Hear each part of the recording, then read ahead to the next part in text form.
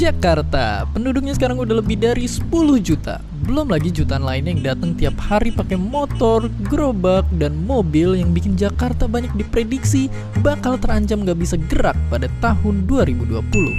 Makanya ide bikin transportasi massal sebenarnya udah ada dari zaman Pak Habibie, yang akhirnya setelah sekian lama baru sekarang transportasi massal baru di Jakarta bakal mulai beroperasi. Tapi sebenarnya apa itu MRT dan LRT? Apa bedanya mereka sama KRL? Oke, kalau dibandingin, jelas dari kecepatannya, jumlah gerbongnya, muatnya bisa berapa, sampai lintasannya, mereka semua ini jelas beda-beda.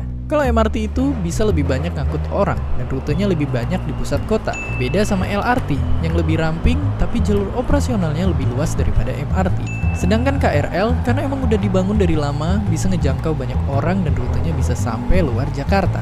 Tapi, yang paling keren dari itu semua, lewat MRT, akhirnya kita punya kereta yang lintasannya itu sampai bawah tanah, biar kayak di luar-luar negeri. Tapi pertanyaannya, kenapa kita bisa punya MRT dan gimana cara bikinnya? Singkatnya, bikin MRT bawah tanah itu nggak segampang kita gali kuburan. Makanya kita pakai yang namanya bor raksasa. Dengan bor yang super gede ini, kita bikin terowongan sepanjang 6 km atau sepanjang 500 paus kalau dijajar, cuma biar MRT-nya bisa lewat. Dan gak cuma terowongannya aja, pas bikin stasiunnya bayangin kita mesti gali tanah dan bikin kolam yang dalamnya setinggi 4 jerapah kalau ditumpuk. Gila banget. Oke, mungkin gara-gara itu sekarang kita jadi makin gak sabar buat nyobain MRT Jakarta. Tapi gimana caranya? Gampang. Tinggal datengin stasiunnya, beli tiketnya, lewatin gerbang berpanah hijau, dan pastinya tungguin keretanya.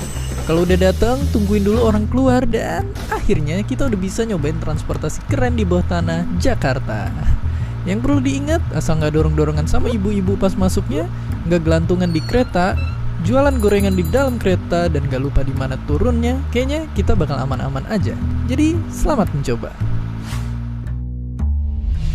Ini baru permulaan. Kedepannya bakal ada 231 km jalur yang menyebar ke segala penjuru Jakarta. Dan gak cuma Jakarta doang, kota-kota lain juga pengen ikutan bikin MRT lainnya.